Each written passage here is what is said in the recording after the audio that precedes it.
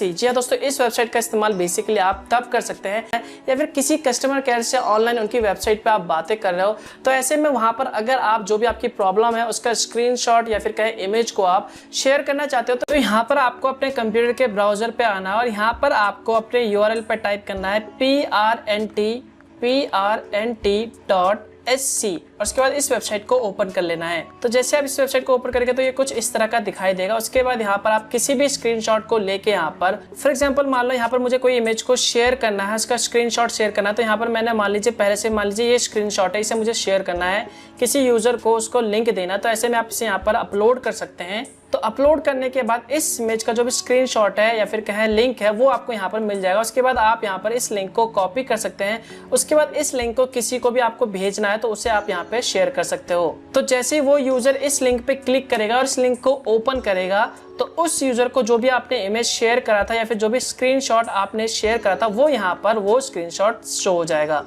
जैसा कि आप देख सकते हैं।